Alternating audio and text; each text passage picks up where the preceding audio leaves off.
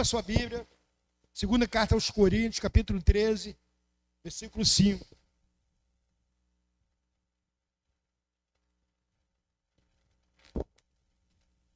Segunda carta aos Coríntios, capítulo 13, versículo 5. Diz assim. Posso ler? Amém ou misericórdia aí? Então vamos lá. Examinai-vos a vós mesmo, se estáis na fé. Provai-vos a vós mesmos, ou não vos conheceis a vós mesmos, que Jesus Cristo está em vós, a menos que estejais reprovados. Palavra abençoada, né? A palavra está falando, você se avalia. Vamos orar. Pai, muito obrigado por esse dia. Obrigado por essa palavra. Obrigado, Senhor, pela tua presença gloriosa. Que o teu Espírito possa falar conosco agora de forma maravilhosa. E que possamos entender, ter um nível de revelação da tua palavra.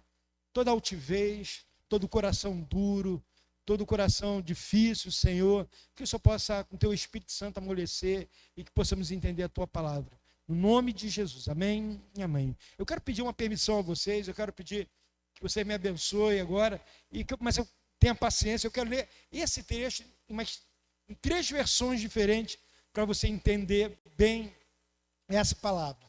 Uma delas é a Viva, que diz assim: façam a verificação em vocês mesmos. Vocês são realmente cristãos? Passem pela prova. Sentem cada vez mais a esperança e o poder dentro de vocês? Ou estão apenas fingindo ser cristãos, quando não são absolutamente nada? Dura essa palavra, né? Na amplificada ele diz assim, na amplificada: examine-se para ver se vocês estão na fé e vivendo como crente. Examine-se a si mesmo. Ou vocês não reconhecem que Jesus Cristo está em vocês, a menos que, de fato, vocês sejam reprovados no teste e rejeite a prova por serem impostores.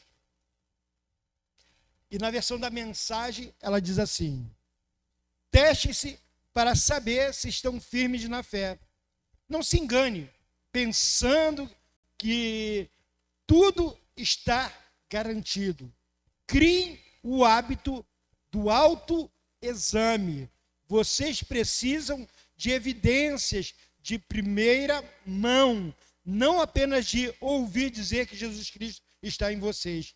Façam o teste. Amém? Deu para entender melhor, né?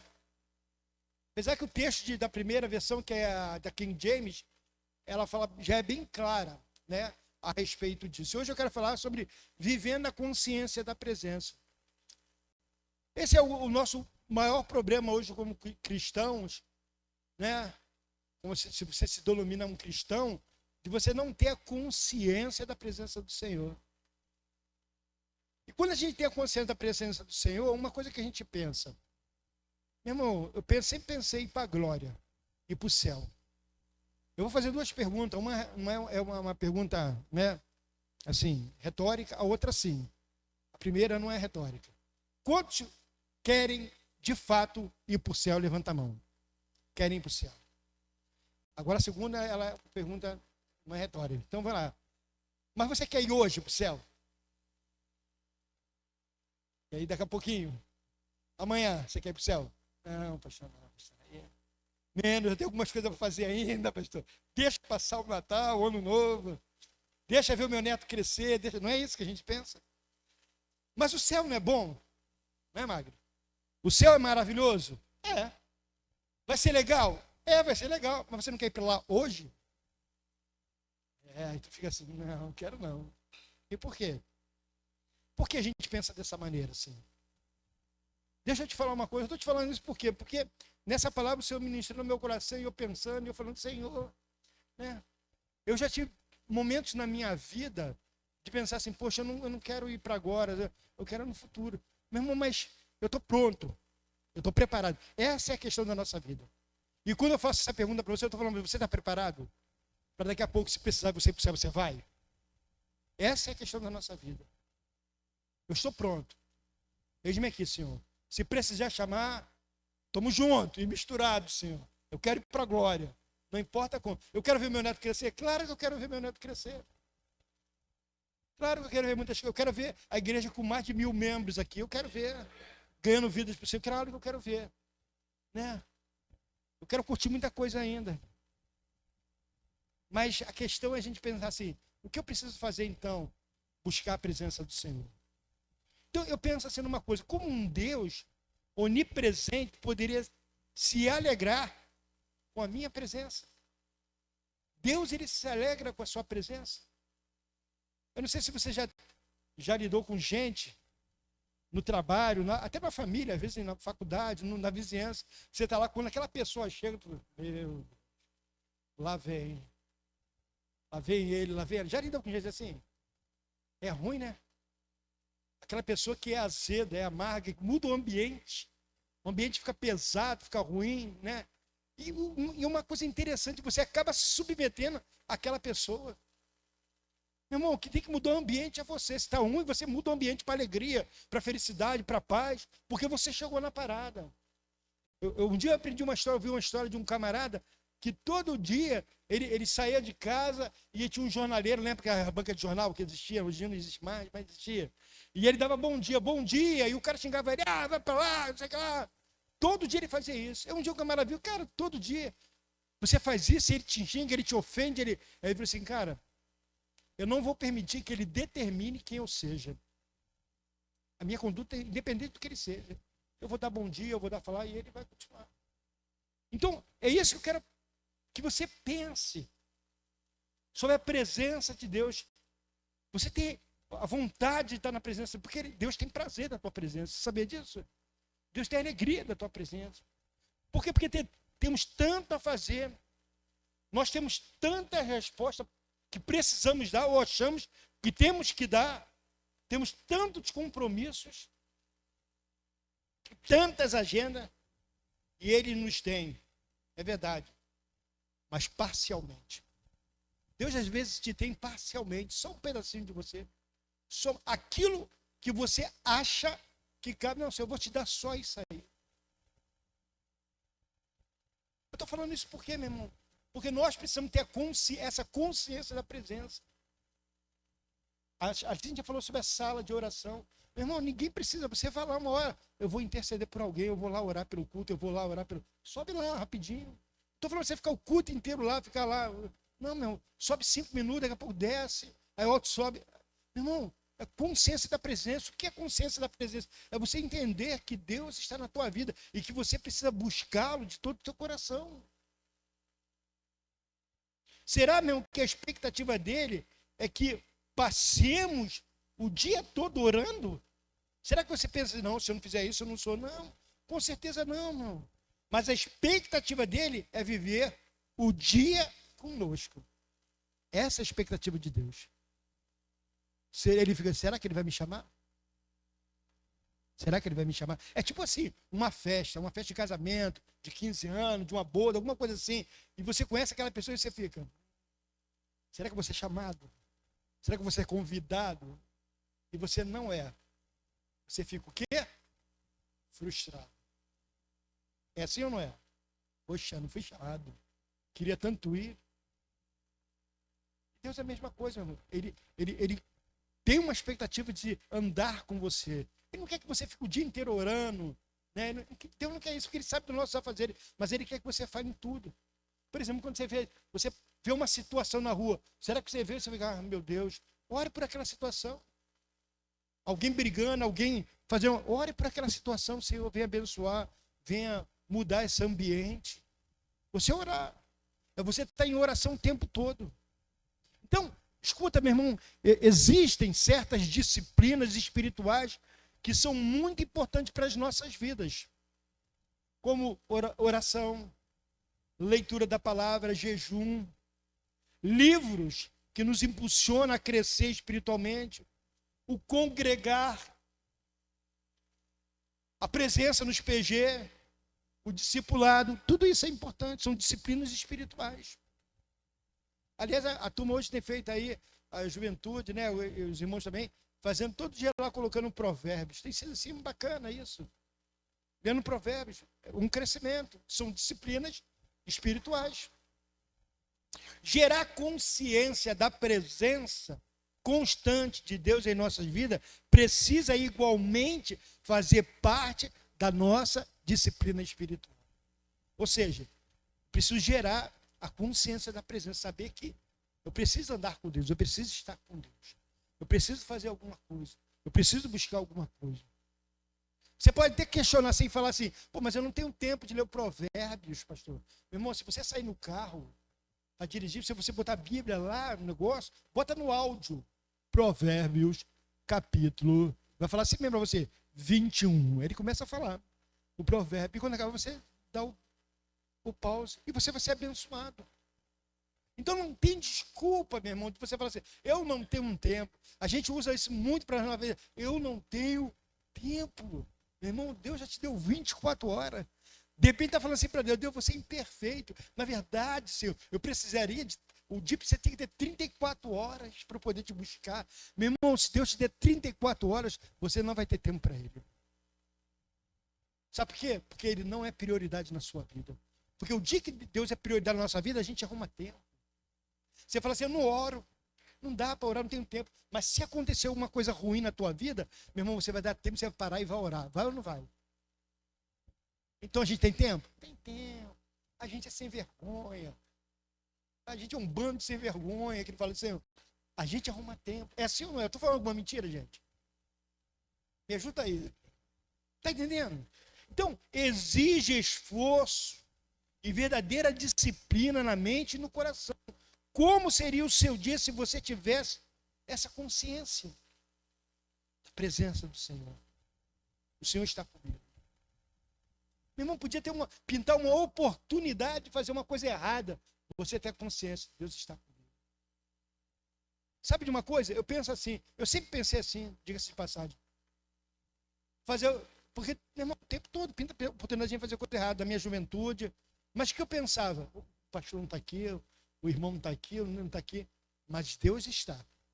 E vi um temor sobre a minha vida. Eu falei, e se Deus está, eu não posso fazer nada disso. Isso é consciência da presença.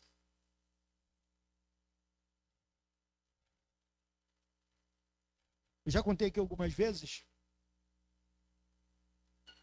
Eu não sei se essa disciplina, minha mãe me ajudou a ter isso, porque a gente que vive em comunidade, e eu fui criado numa comunidade,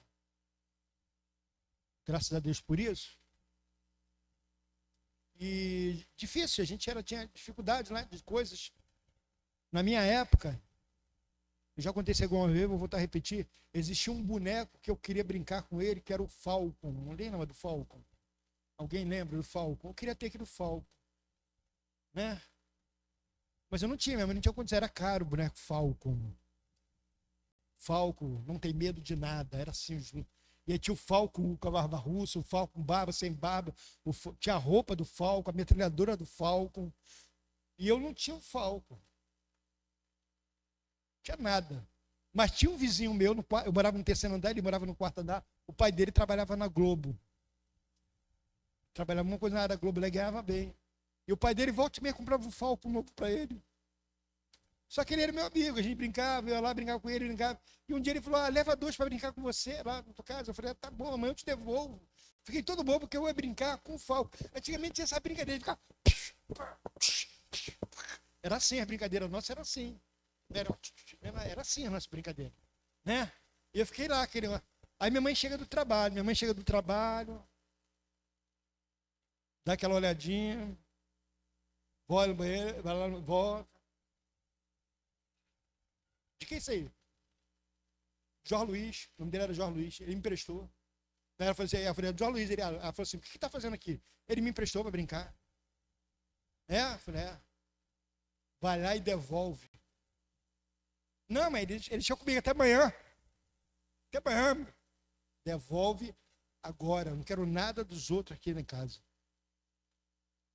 Fui lá, bati na casa do menino sem graça. Já brinquei. Pô, legal, tô cansado. Valeu, hein? Doido para brincar. Na hora a gente fica revoltado, a gente é criança, né? A gente fica, pô, minha mãe é brincadeira. Mas eu pensei, hoje a turma é isso. Hoje a turma chega com um negócio novo lá em casa, assim, aí mãe, que eu arrumei aí. Legal, arruma para mim também. E aquilo foi roubado mesmo.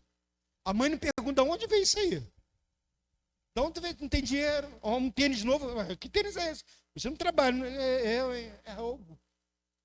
Então, eu não tinha essa... Então, a consciência. Minha mãe trazia essa consciência para a gente, da realidade da nossa vida. Então, a consciência de Deus é exatamente essa. Para você avançar na consciência da presença, é importante a gente crescer em dois aspectos da nossa vida. No primeiro, no entendimento de que você pertence a Deus. Quando você entende isso, esse aspecto, você entende isso. Eu pertenço a Deus. Eu já dei a minha vida para Deus, então eu pertenço a Ele. E para mim, isso basta. Mas tem isso ali para a gente fazer, aquela zoada, tem aquela menina para a gente dar uma quebrada lá, aquela bebidinha, aquele negócio, aquela Heineken para a gente tomar gelado. Não quero nada disso.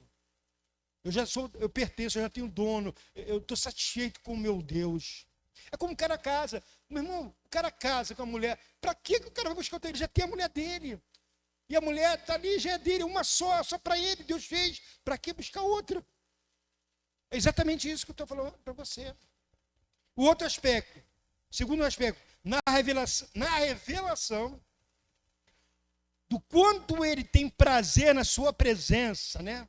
Você, caramba, quando você está com ele, não. Quando você é revelado que ele tem prazer na sua presença, você fala, pô, Deus, ele gosta de mim. Meu irmão, para que Deus descia todo dia lá para falar com o cara, com o Adão? E aí, mano, beleza? 5 horas falar com o cara, como é que você tá? Como é que foi teu dia, Adão? Pô, Senhor, foi maravilhoso. Aí começava a trocar, pô, vou fazer um chá aí para mim. Todo dia, Deus tinha prazer da presença de Adão. Você acha que Deus não tem prazer na nossa presença hoje? Tem o mesmo prazer, meu irmão. Então, esses aspectos você precisa entender. Senhor, eu sou dele e Deus tem prazer na tua presença. Amém? Então, ao longo de sua vida, Deus vai enviar confirmações de que você pertence a Ele. Deus já me deu inúmeras confirmações que eu pertenço a Ele. Primeiro ele já falou, você é bonitão, Jonas, então você pertence. Você é um cara esperto e eu gosto de você. Então você vem cá, vem para cá. E ele falou, vem para cá, achei você também. E eu fui. Estou aí com ele. Eu pertenço a ele. E nada pode mudar isso. Porque eu quero. E porque também eu tenho prazer na presença do Senhor. Então, essa consciência, o que acontece na nossa vida? Ela nos afasta do quê? Do pecado. Amém? Traz temor na hora de tomar decisões. Você começa a pensar, caramba, eu preciso tomar essas decisões. Será que isso agrada ao Senhor? Será que isso é para glorificar o nome do Senhor?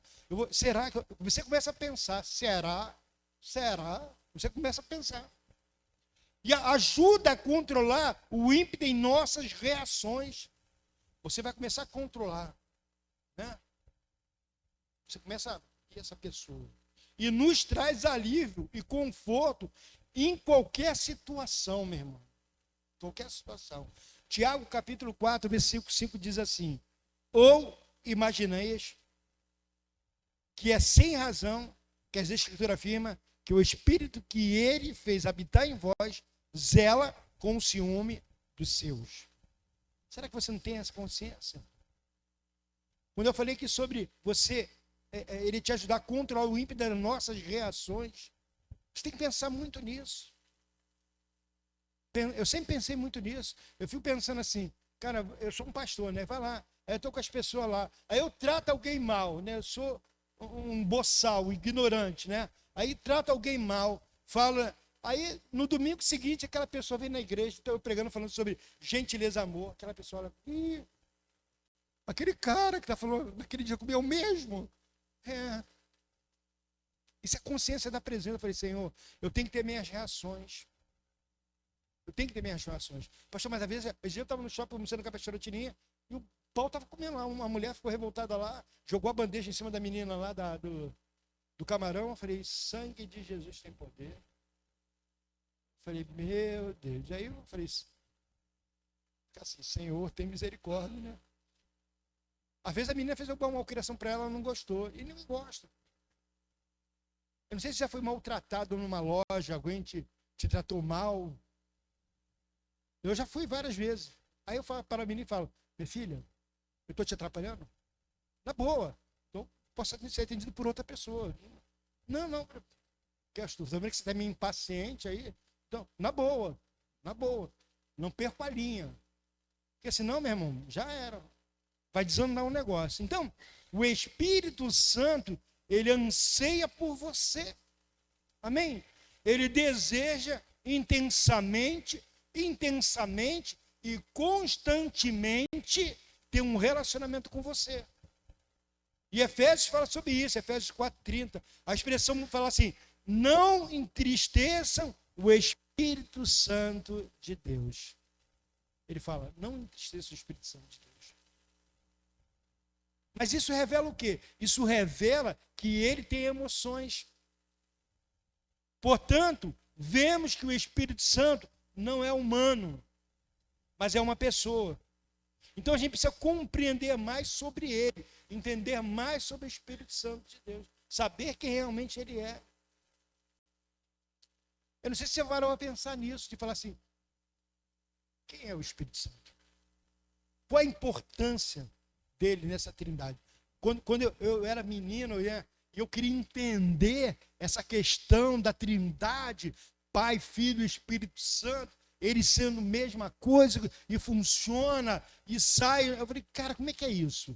E um dia eu vi um camarada conversando comigo num curso bíblico que eu fiz lá na cidade, e ele falou assim, Jonas, pensa, né, hoje não existe mais, mas antigamente existia, e ele falou assim, pensa naquele 3 em 1, que era um toca-disco, um toca-fita e um rádio. Aí ele falou, o que esse aparelho faz? Ele emite um som, é música do direito, exatamente isso. Se você botar um disco lá, ele vai tocar. Aí vai botar o louvor. Se você botar uma fita lá, cassete, o pessoal vai nem saber o que é esse cassete. É uma fita, né? E se você botar na AM ou na FM, vai uma música também.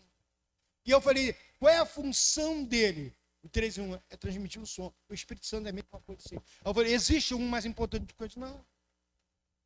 Tinha uma música do Legião Urbana que eu sempre falo, essa música tinha que virar um hino da igreja. Renato Russo, Índios, que ele fala, quem me dera ao menos uma vez entender como só Deus ao mesmo tempo é triste, e esse mesmo Deus foi morto por vocês, só maldade então deixar um Deus tão triste. Renato Russo falou sobre isso. Aí você pensa assim, caramba, quem é o Espírito Santo na minha vida? Ele é uma pessoa da Trindade. É um só Deus, composto de 3 pessoas, que trabalham intencionalmente numa obra-prima. Quem é essa obra-prima? Eu e você. Ele trabalha intensamente na nossa vida. Servimos a um pai apaixonado por seus filhos.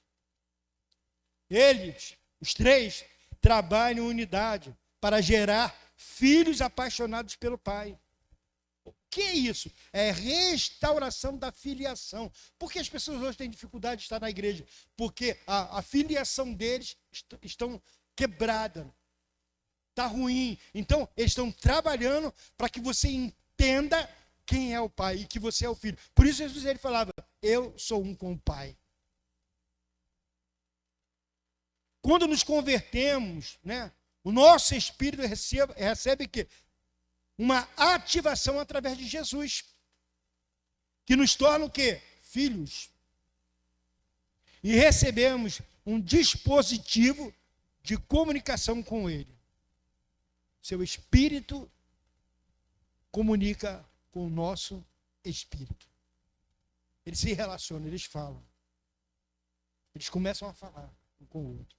Seu espírito conecta a nossa mente à mente do Pai. Você fica pensando no Senhor, nos dando possibilidade de vivermos uma vida de intimidade, ao ponto de que seu sim seja o nosso sim. e seu não seja o nosso não. O que isso quer dizer, pastor? Quer dizer que de você pensar assim, se isso é sim para Deus, é sim para mim. Se esse é não para Deus, é não para mim, eu não vou ter nenhum pesar nisso. Estou feliz com isso. Mas você está perdendo, não importa. Não importa. Não importa. O importante é que Deus falou não. E eu também digo não. Ou importa que Deus diga sim, eu quero. Mas estamos dizendo não, mas eu falo sim. E Deus disse que sim, que eu devo fazer. Então eu vou fazer, porque Deus disse sim.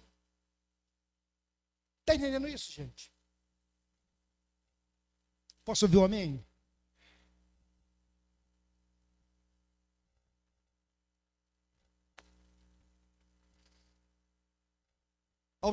Aos termos a nossa mente conectada à mente do Pai, começamos a gerar consciência espiritual. E essa consciência espiritual é uma coisa chamada revelação, que você começa a entender. Quando é o grande amor com que somos amados, você vai começar a entender o amor de Deus. Quando é o nosso propósito pessoal e quanto a sua doce presença. Meu irmão, tem muita gente que não entende esse amor do Pai. Não entende o amor do Pai. E eu digo para você, eu sei que é difícil. Eu sei que é complicado de entender esse amor. Esse dia eu estava vendo um vídeo de um menino, de um rapaz, que já morreu há um tempo aí. Vou falar o nome dele porque ele já morreu. Mas que causou um impacto na nação brasileira. De repente você vai se chocar depois do que eu falar, mas eu vou falar. A igreja está virando. Não, o Guilherme de Pádua. Ele cometeu um crime bárbaro, horrível, ruim, que ninguém aprova, ninguém é legal. E o cara se arrependeu. Mas ele tirou uma vida. Ele destruiu uma família. Ele destruiu uma vida, uma jovem cheia de vida. E ele e a esposa dele mataram aquela menina. Só que as pessoas não conseguem perdoar aquele menino. E eu vi o vídeo dele, antes, poucos dias dele morrer, ele fez um vídeo. E ele reconhecendo, ele falando, eu sei que é difícil para vocês me perdoarem. Mas ele falou o nome da mãe da menina, o esposo da menina, ele falou, eu quero pedir perdão para vocês. Eu fiz uma coisa horrível, eu fiz uma coisa que... Mas eu peço perdão para vocês. Eu não tinha o direito de ter feito aquilo. E ele fala ali, então... Aí você pensa assim, e pastor, e ele foi para o céu? Ele se arrependeu, meu filho. Mas a gente às vezes se acha tão bom, que... Não, ele não tem que ir para o inferno. Não, meu irmão. Então para que o tal de Jesus morreu na cruz? Jesus, tu perdeu tempo. Tu deu mole morrer na cruz. É isso que a gente vai falar para ele? Não. Ele teve um propósito de morrer na cruz. Trazer amor e perdão até aquele camarada. A coisa mais horrenda que ele fez. E a nós mesmos. Quem somos nós para classificar as coisas? Pastor, ele fez uma coisa, claro. Tem coisa que ele faz também que é horrível, meu irmão. Sim ou não? Vocês faziam, não fazem mais. Graças a Deus. Amém? Entenda, meu irmão. Porque as pessoas se acham... Por que as pessoas se acham tão indignas? Por que elas se acham tão indignas? Porque não tem a consciência da presença. Só por causa disso, meu irmão. Quem tem a consciência da Trindade, quem nessa Trindade que a gente está pensando assim, não, mas tem que pensar nisso. Você quer ver uma coisa? Vamos entender essa Trindade. Deus Pai. Quem é o Deus Pai? É a restauração da filiação, a cura da orfandade, da paternidade, o Criador, o planejador do resgate do homem. Deus, ele planejou tudo, o homem vacilou, mas eu vou resgatar ele, eu vou restaurar a vida dele. Ele quer restaurar a filiação. Ele fala lá em Malaquias, nos últimos tempos vou restaurar a comunhão, a restaurar o pai com o filho, a relação do pai com o filho. Eu vou fazer isso. Os pais vão se voltar para os filhos vão voltar para o pai. É aquele que restaura. O Deus Filho, o noivo, o amado, o Redentor, ele possibilitou a reconciliação com o Pai. Ele fez isso. E Deus Espírito Santo, o Consolador, o Mestre, o que direciona, nos convence do pecado, da justiça e do juízo. Mas também o que nos convence, porque a gente só fala isso, né? Me convence do pecado, da justiça e do juízo. Mas ele te convence do amor também do Pai. Ele te faz entender o amor do Pai. Aí quando você entende, tem a consciência do amor do Pai, você já passa a não se sentir tão indigno e fala, caramba, o que esse cara fez por mim é extraordinário.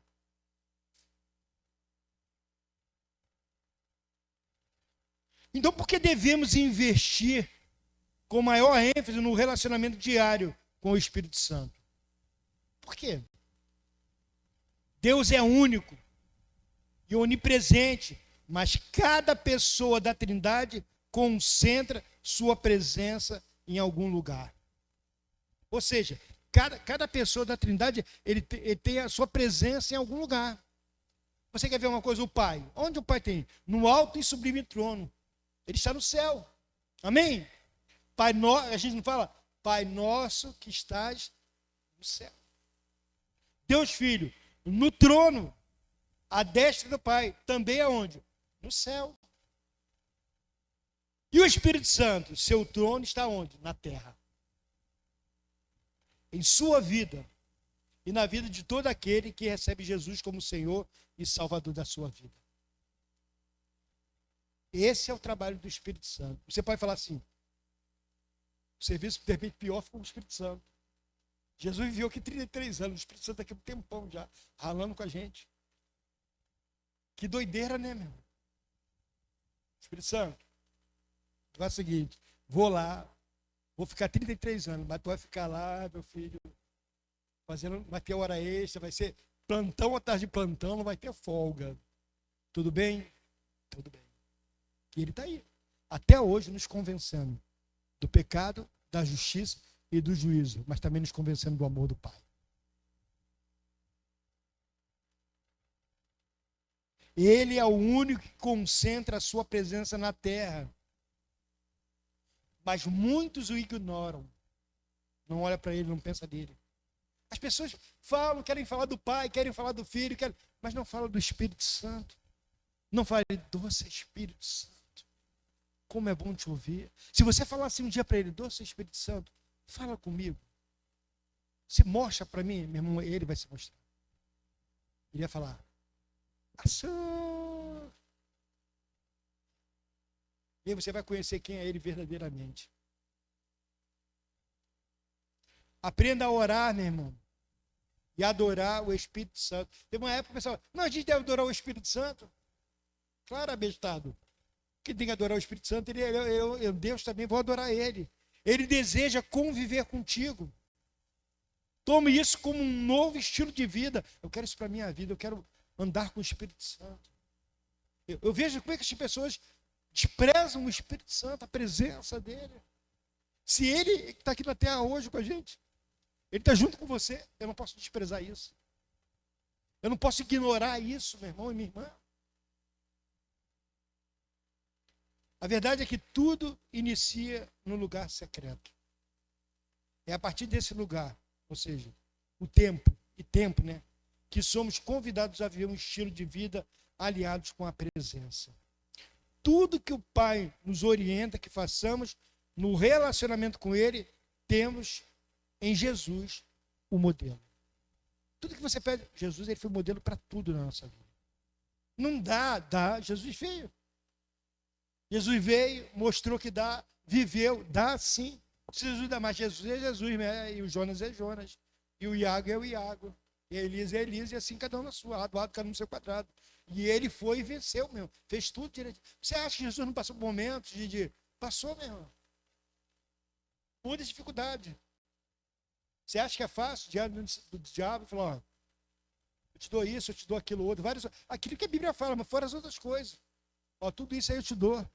Mostrou ele lá no pináculo, lá no monte, falou, ó, tá vendo isso aí? Esse reino aí, tudo é meu. Foi me dado, e eu quero te dar. Só tem que fazer uma coisa, ele falou, se prostrar e me adorar. Mas aí pensa numa coisa, e é nisso que a gente não tem consciência da presença do Senhor. O que eu preciso pensar, pastor?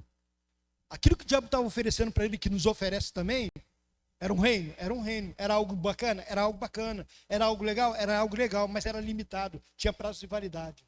E Jesus sabia disso, ele tinha essa consciência. Isso aí que você está me oferecendo é muito pouco. Não. O que o meu pai faz, o reino do meu pai, o reino que você está me oferecendo é limitado. O reino do meu pai é eterno e eu não vou negociar isso. Estão entendendo isso? A Bíblia nos mostra alguns aspectos deste tempo no secreto de Jesus. Tempo de você precisa buscar o Senhor. Primeiro, no monte. Mais do que um local geográfico, subir o monte para orar fala de estar próximo ao céu, no alto, numa maior conexão com o Pai. Pastor, você é a favor? Eu sou muito a favor, meu irmão. Já veio você uma vez ou outra no monte, vai aqui no Monte das Oliveiras.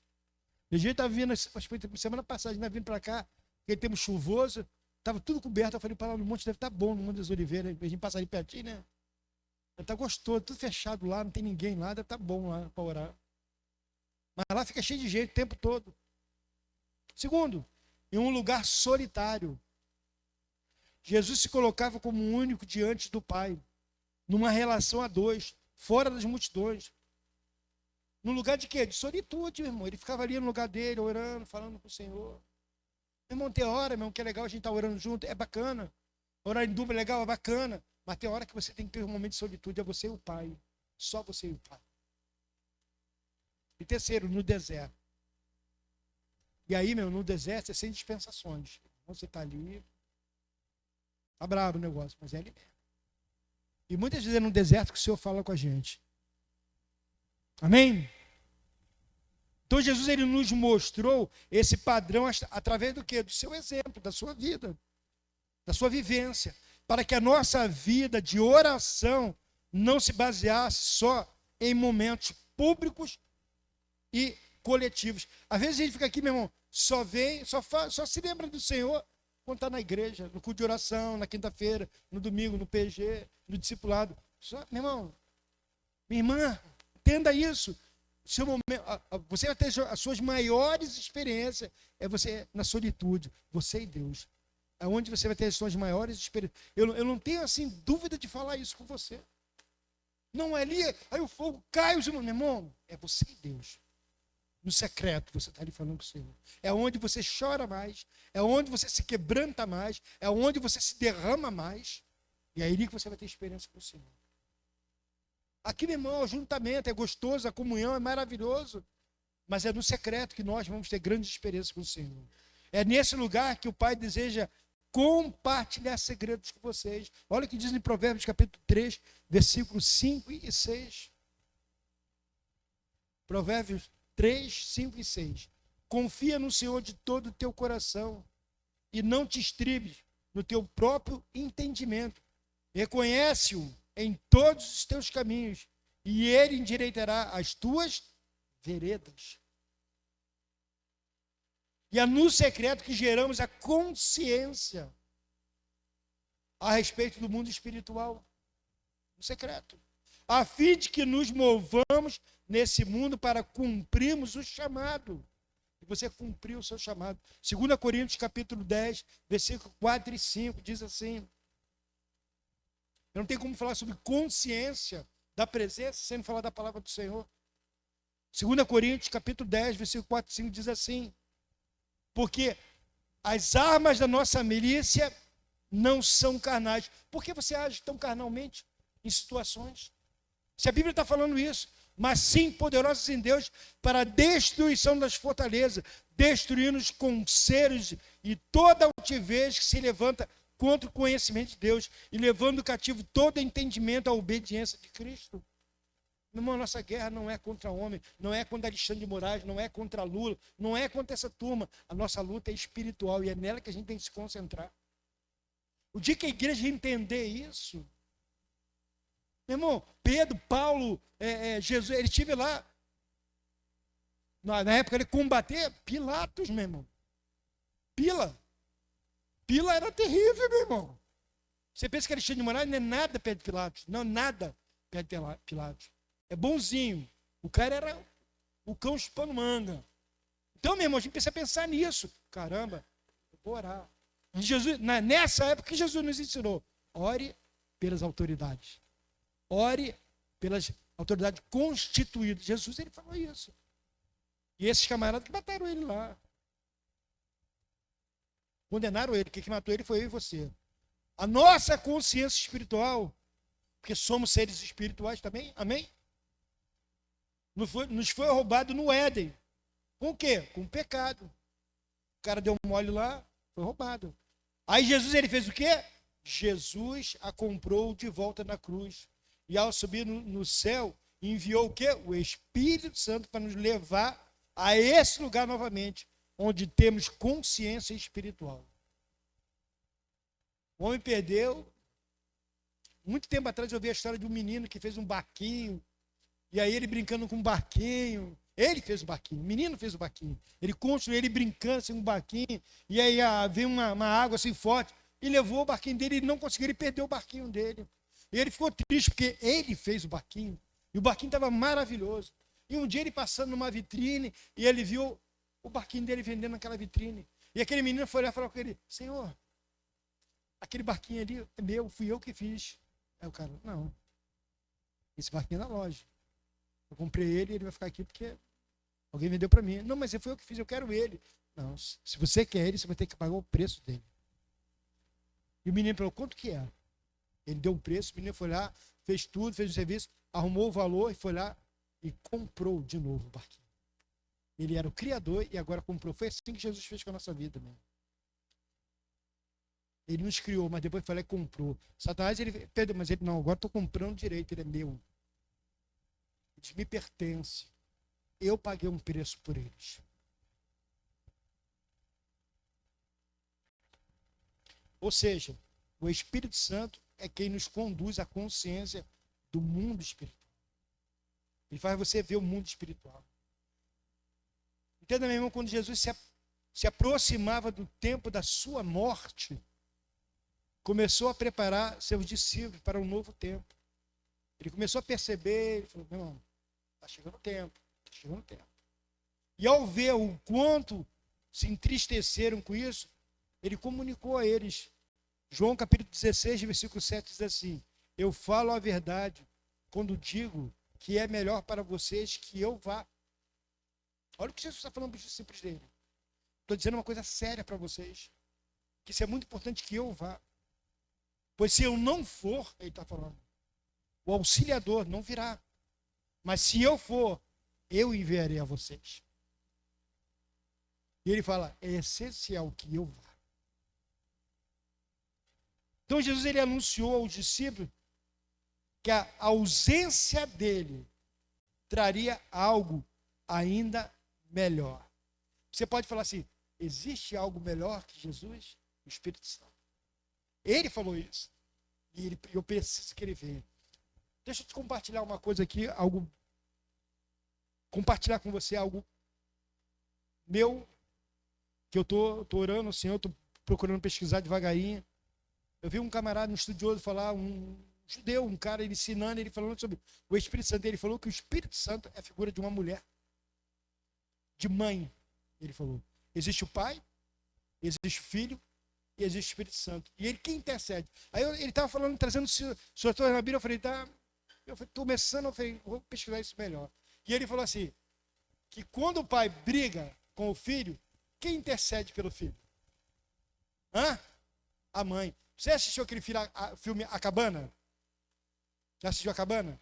Quem é a figura do Espírito Santo? É uma mulher ali também. Eu não estou dizendo que seu mãe, já fiquei: Senhor, me chamou a atenção aquilo. Eu falei: Senhor, porque tem um sentido aí. Mas eu falei: vou pesquisar isso melhor. Vou perguntar a alguns estudiosos. Vou perguntar a algumas pessoas. Eu quero conversar com o apóstolo Eduardo sobre isso. O apóstolo Luiz, que é mestre. Eu quero falar: Senhor, como é que é isso? Porque o Espírito Santo, ele é tão maravilhoso, mas eu falei: caramba, é como se fosse a nossa mãe. Vocês estão entendendo? E a mãe é uma coisa, irmão, aqui extraordinária. Amém? A presença poderosa e onipresença do Espírito, seu Espírito, ou seja, em todo lugar, em todo tempo, em todos os filhos.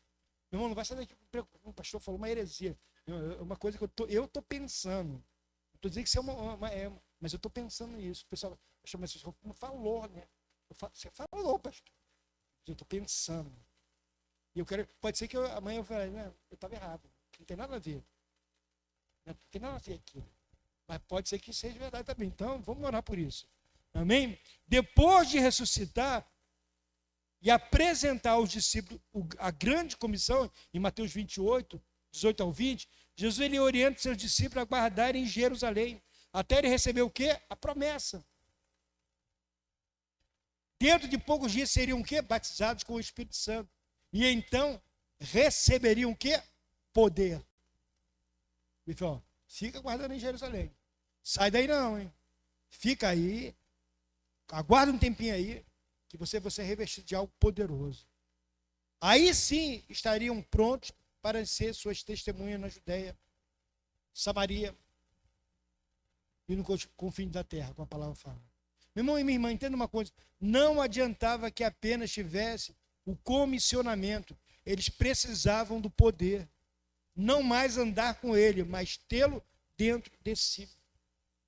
E aí eu estava pensando nisso aqui, eu falei, os camaradas antigamente, antes do Espírito Santo, lá na antiga aliança, os caras, eles andavam com o Espírito Santo. E nós somos privilegiados, porque hoje o Espírito Santo habita em nós. Olha que coisa poderosa, que coisa maravilhosa, meu irmão. Porque é diferente de você andar com ele e de você habitar com ele. É tipo os caras antigamente moravam com ele, mas habitar é outro completamente. Então a gente fala, Senhor, que coisa maravilhosa. Meu irmão, a quem se baixe com o batismo do Espírito Santo, tô legal. Mas Deus tem mais, meu irmão. Há um rio poderoso que flui do trono de Deus, de águas inesgotáveis. É o que eu estou falando na minha experiência. Quando eu estava na igreja lá buscando, eu era um crente de boa. De boa, procurava fazer o negócio direitinho. E quando eu vi do Espírito Santo, da maneira que eu ouvi, quando eu renovei espiritualmente, eu falei, caramba, eu quero isso para a minha vida.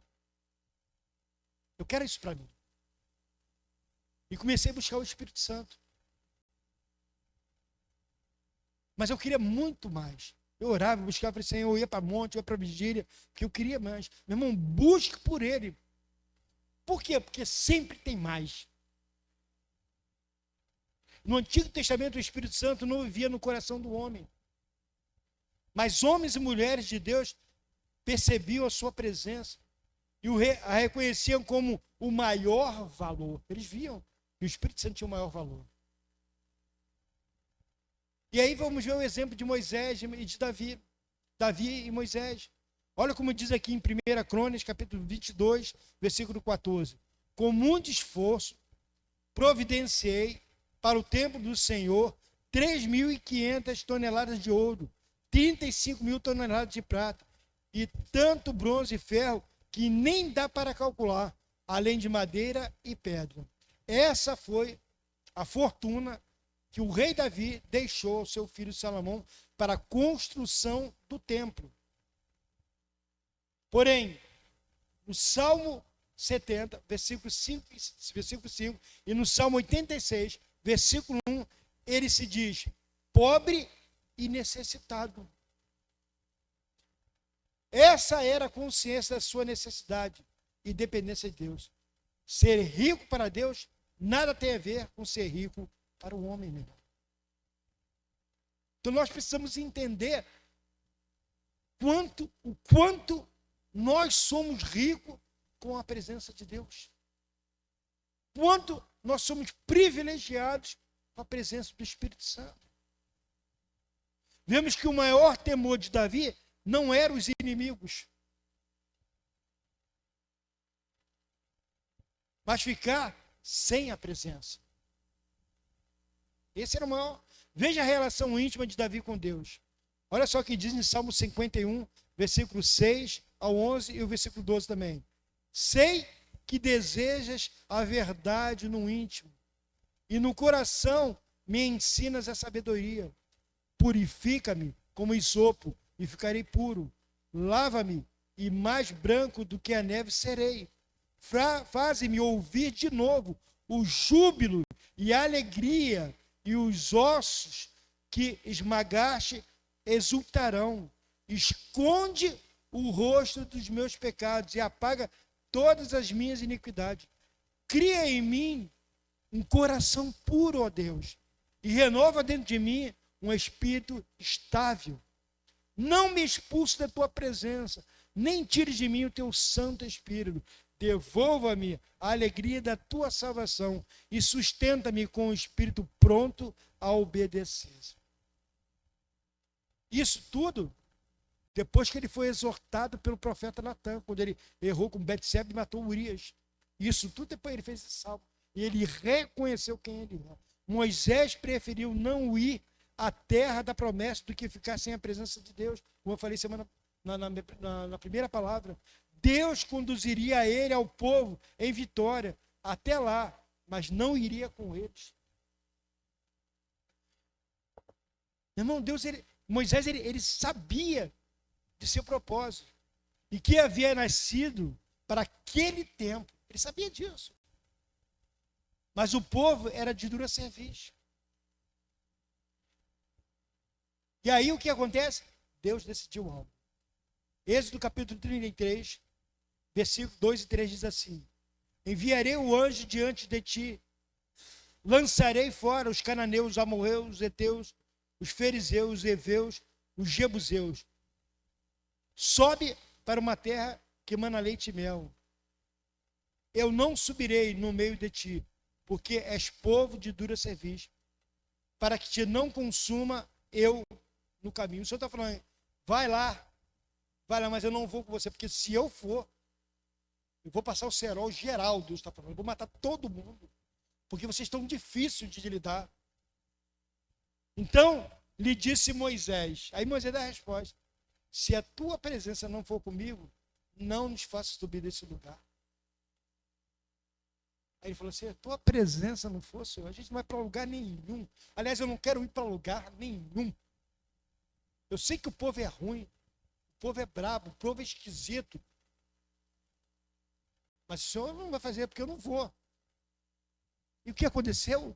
Deus estava com ele. Deus foi com eles. Deus está bom, mas por causa de você eu vou.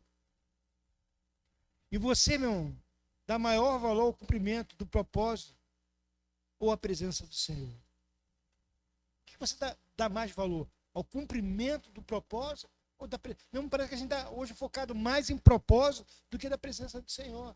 Porque o propósito sem a presença do Senhor não é nada, meu irmão. Não vale de nada. Porque a gente quer ver um contra-exemplo disso.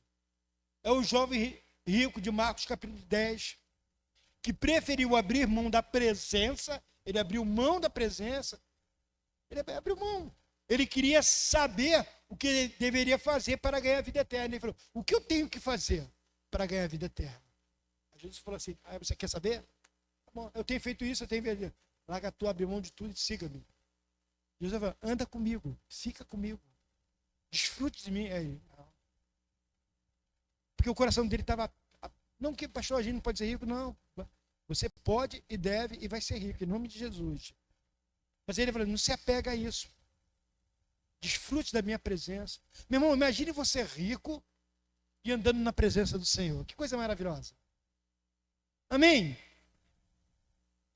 Então Jesus, ele sinaliza no diálogo que nada era preciso. Jesus está falando assim: meu irmão, você não precisa fazer nada.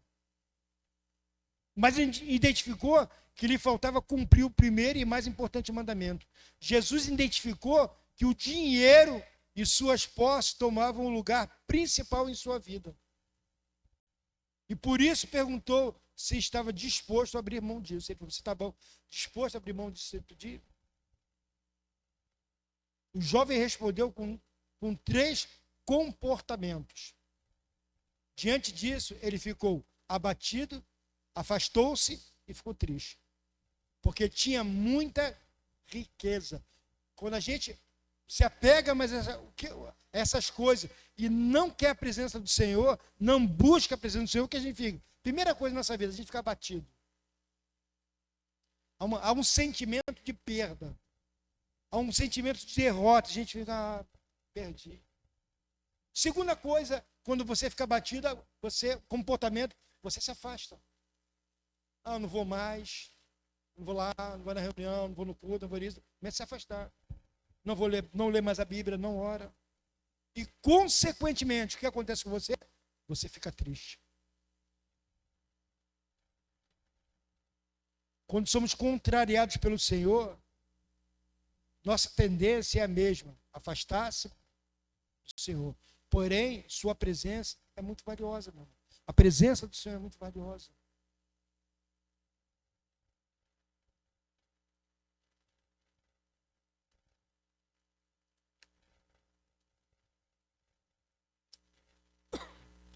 Entenda que precisamos estar atentos a isto. Ficar pensando nisso. E pensar sobre as nossas reações internas e externas. Como você tem reagido com algumas coisas? Como você tem agido com qualquer situação que acontece na tua vida? Internamente e externamente. Pensa nisso. E concluindo tudo isso aqui, meu irmão e minha irmã. O Espírito Santo deseja não somente subir o monte com você.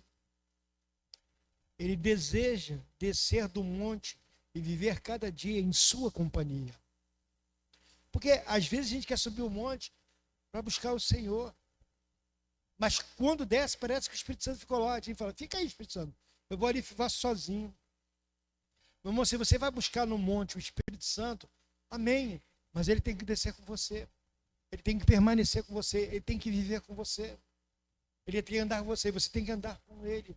Porque senão, meu irmão, não valeu de nada você subir no monte. Ele deseja estar contigo. Aonde? Na solitude. Mas deseja também estar de mãos dadas contigo quando você estiver no meio da multidão. E é aí que vamos fazer a diferença. Quando você está no meio da multidão das pessoas, como é a sua vida? Como você tem sido de quando com as pessoas? Entenda, meu irmão e minha irmã, que Jesus era o melhor amigo dos discípulos. Mas garantiu que o melhor estava por vir. Que ele precisava ir para que aquele que seria melhor do que ele viesse. Ele foi o melhor. Provavelmente Jesus estaria falando para os caras, rapaz, vocês não estão entendendo. Vai vir algo muito melhor para vocês. Desfrutem disso. Meu irmão, verifique seu coração. Se por acaso você não tem entristecido o Espírito Santo, ignorando-o ao longo dos seus dias. Meu irmão e minha irmã, acima de tudo, o que ele busca é gerar consciência de que ele anda contigo, que ele está com você. Amém? Fique de pé, se você puder. Vamos adorar o Senhor.